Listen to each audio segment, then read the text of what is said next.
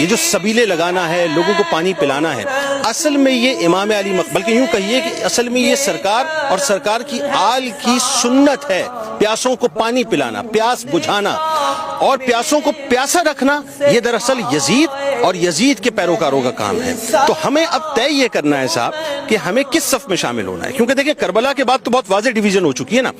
کربلا سے پہلے تو شاید ہو سکتا ہے بہت سے معاملات ہوں، لیکن کربلا کے بعد ایک واضح ڈیویژن ہو چکی ہے کہ اب اور کچھ نہیں ہے، اب صرف دو راستے ہیں، ایک راستہ یزیدیت کا ہے اور دوسرا راستہ حسینیت کا ہے۔ ایک سوچ یزیدیت کی ہے، ایک سوچ حسینیت کی ہے، ایک نظریہ یزیدیت کا ہے، ایک نظریہ حسینیت کا ہے۔ فیصلہ ہم نے اور آپ نے کرنا ہے کہ ہم نے کس راستے کا چناؤ کرنا ہے۔ یزیدیت کے راستے پہ جانا ہے تو ظلم ہے، بربریت ہے، تشدد ہے، اور اگر حسینیت کے راستے پہ جانا ہے تو یہاں بھی فلاح ہے اور وہاں بھی فلاح ہے۔ اور شاید فیصلہ تو ہو چکا ہے، کیونکہ جب کہہ دیتے ہیں ہم کہ یزید تھا اور حسین ہے تو فیصلہ میں نے کہا نہیں، ہمیں خود اپنے لیے بھی فیصلہ کرنا ہے۔ بات یہ ہے کہ دیکھیں فیصلہ یوں بھی کرنا ہے کہ جب آپ کرپٹ، جیسے جملہ ان کا تھا نا، کہ جب آپ کرپٹ نظام پہ کمپرومائز کر لیتے ہیں تو سمجھ لیجئے کہ پھر آپ حسینیت کی بات تو کر رہے ہیں، ذکر حسین کر رہے ہیں، فکر حسین پہ نہیں چل رہے۔ جب آپ کمپرومائزنگ ہو جاتے ہیں، جب آپ یہ کہتے ہیں کہ جی ٹھیک ہے ہم نے چیزوں کو جو ہے وہ اس طرح سے کمپرومائز کرنا ہے، تو اس کا مطلب یہ ہے کہ آپ فکر حسین پہ نہیں چل رہے، ذکر حسین پہ چل رہے ہیں۔ آج معاملہ یہ ہے کہ آپ کو ذکر حسین کے ساتھ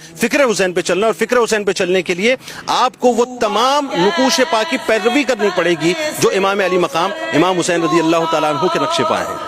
I would like to add something کہ جو ہماری یوتھ ہے، میں پیغام دینا چاہتا ہوں سما کے پلیٹ فارم اور آج کے اس حسینیت کے جو پروگرام کے اوپر کہ ہماری یوتھ اس وقت سب کچھ پڑھ رہی ہے۔ ہماری نوجوان نسل اس وقت پورے طریقے سے جو ہے نا سوشل میڈیا کو استعمال کر رہی ہے، لیکن کیا ہماری یوتھ یہ بھی جانتی ہے کہ ہم حسین والے ہیں؟ کیا ہماری یوتھ یہ بھی جانتی ہے کہ حسین ظلم کے خلاف کھڑے ہونے والے ہیں؟ کیا ہماری یوتھ یہ بھی جانتی ہے کہ ہم ہمیشہ حسینیت کے راستے پر کھڑے رہیں گے؟ بدقسمتی سے ایسا نہیں نظر آ رہا۔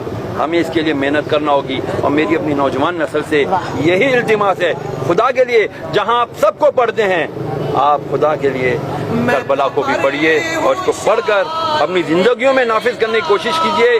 حق جب آپ کے اندر آ جائے گا انشاءاللہ زندگی، کیونکہ جب اس کو پڑھیں گے اور امپلیمنٹ کریں گے تو چیزیں ساری آسان ہوتی چلی جائیں گی۔ بہت شکریہ جنید بھائی، شرار صاحب آپ ساتھ موجود تھے اور ہمارے اس پروگرام میں ہمارا ساتھ دینے، جب ہم نے احاطہ کیا مختلف موضوعات اور جو ہم نے آج سیکھا وہ یہ کہ ذکر حسین تو کیجئے، فکر حسین بھی اپنائیے۔ مجھے، شعیب کو، ہماری ٹیم کو اور ہمارے معزز مہمانوں کو یہاں سے اجازت دیجیے۔